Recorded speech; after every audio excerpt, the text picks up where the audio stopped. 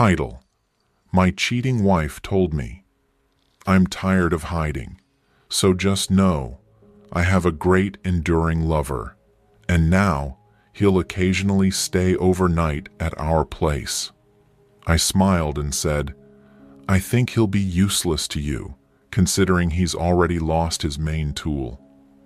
I sat at the dinner table sipping my coffee when my wife Claire casually leaned back in her chair and smirked.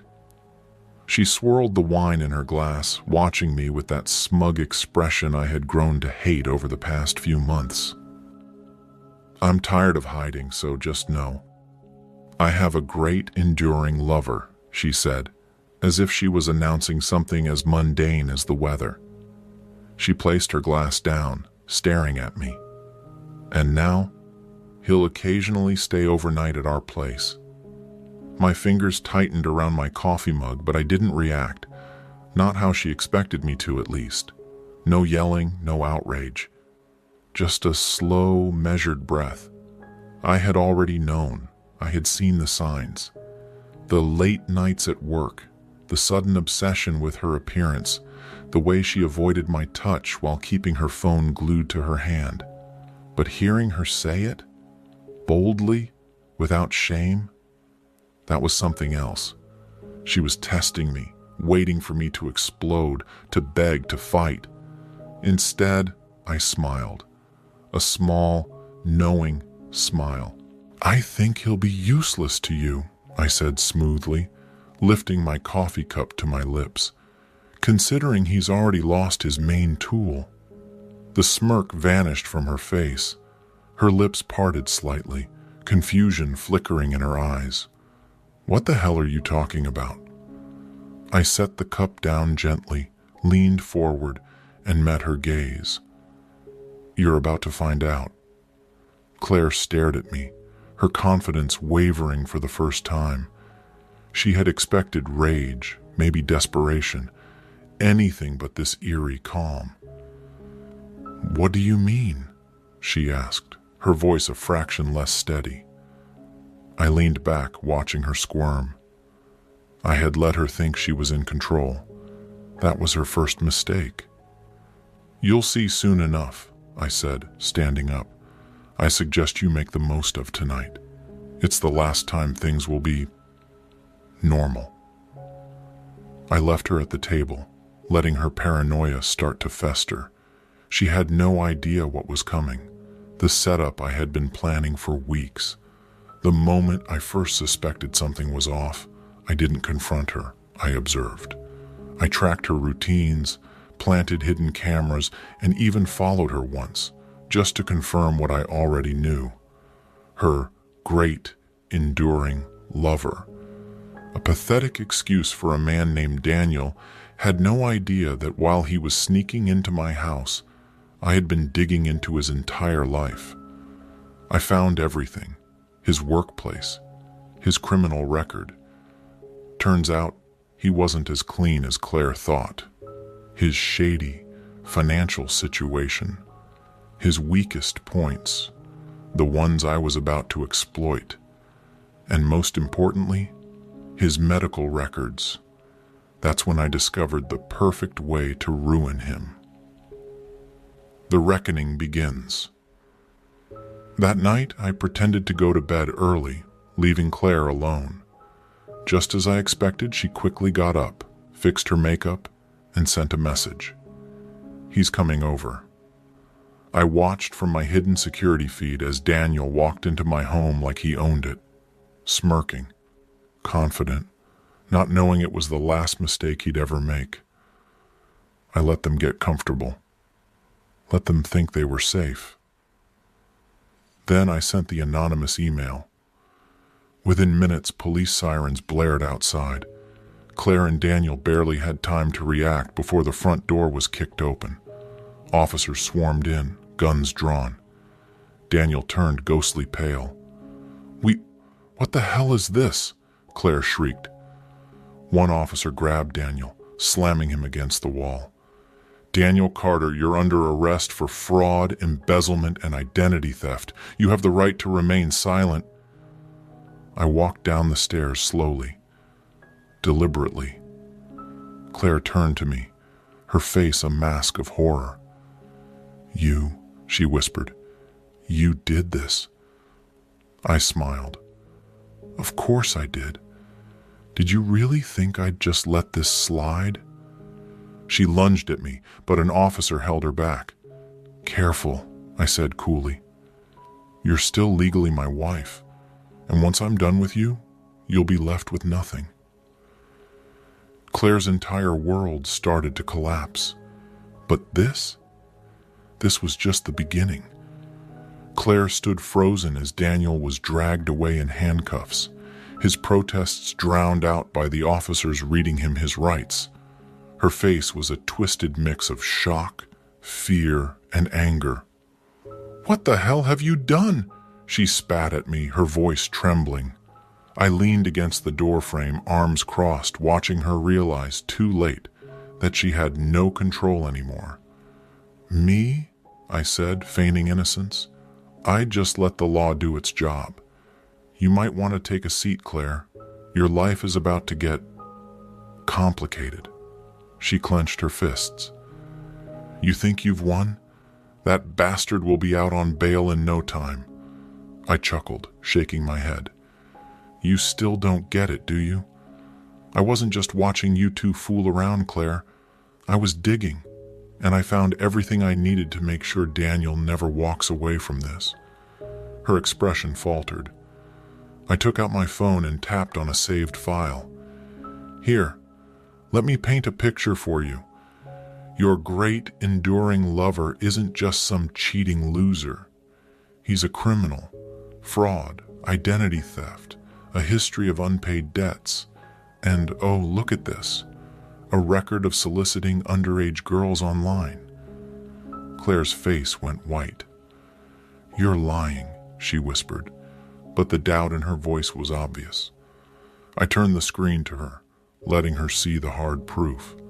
Screenshots, chat logs, financial transactions, all tied to Daniel's name. "Tell me, Claire," I said, watching her panic set in. "What do you think happens when the court finds out that you not only cheated with this guy, but brought him into our home, introduced him to our neighbors, let him stay around our friends? Do you think that's going to make you look good?" Her hands shook. I didn't know. You didn't care," I corrected. "And now, you're going down with him." The financial ruin. As Claire struggled to process what was happening, I kept going. "You might want to check your bank accounts," I said, pulling out my own phone. "Oh wait, never mind, they're empty." Her head snapped up. "What?" I shrugged. "You remember that joint savings account? The one you thought I was too stupid to keep track of? Turns out I was moving funds months ago. Every shady little transaction you made, every dollar spent on your affair, I tracked it all. And when I filed for divorce earlier today, I made sure you'd walk away with nothing." She grabbed her phone with shaking hands, frantically checking her accounts, her face drained of color. "You're lying," she said weakly. "Check for yourself," I said casually. "Oh, and the house, it's mine. You signed a prenup, remember? You don't get a cent." She looked up at me, pure desperation in her eyes now. "You bastard, you can't do this." I stepped closer, lowering my voice. I already did. Tears welled in her eyes. The smug confidence she had when she brought that contract to me, gone, replaced by fear. She had no money, no place to stay, and soon, no reputation. And I wasn't done yet. The final blow. "Now, Claire," I said, stepping back, "I'd love to stay and watch you unravel, but I have places to be. You, on the other hand, you have about 24 hours before the real fun begins." She wiped at her tears angrily. "What do you mean?" I smirked. "Well, let's just say you're about to be famous." Her phone dinged, then dinged again, and again. She frowned, opening her messages, only for dozens of notifications to flood in. Screenshots of her affair, circulating in the group chats of our family and friends. The police report detailing Daniel's crimes. A leaked copy of the open marriage contract she tried to force on me. Now a viral post, ridiculing her online. Her breathing quickened as she scrolled through the damage. You sent this to everyone?" she choked out. "Not just them," I said, turning toward the door. "Your job, your family, our neighbors.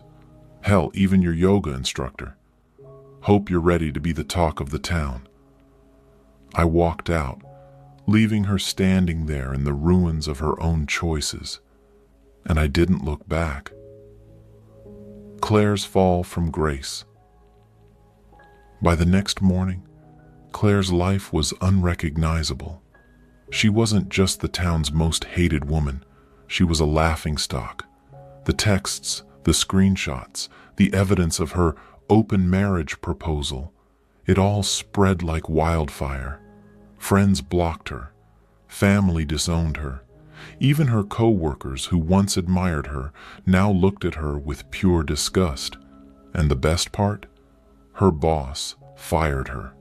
The company couldn't afford the scandal. Her great, enduring lover was denied bail. Turns out, being exposed as a predator doesn't sit well with judges.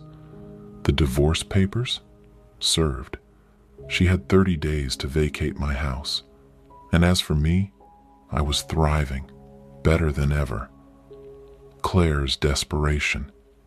She called me that night, crying, begging. "Please, we need to talk," she sobbed through the phone. I'm sorry, I made a mistake. Please, I have nowhere to go."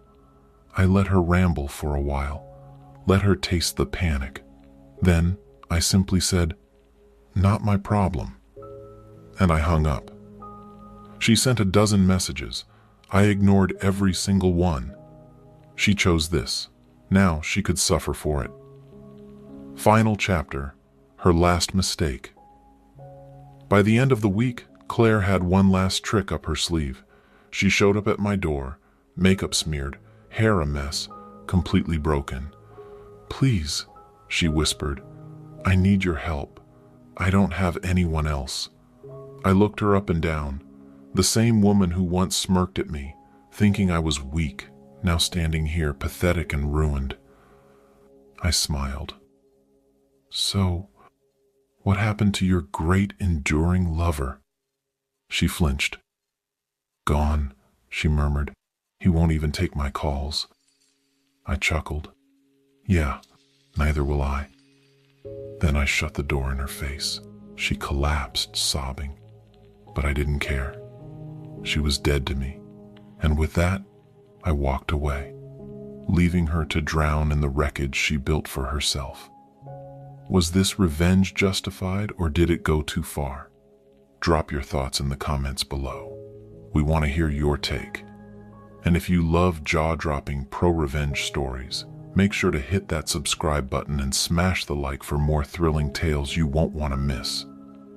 Every like, share, and subscription means the world to us. It helps us keep bringing you the stories you crave. Your support truly makes a difference. Thank you so much for being part of our community.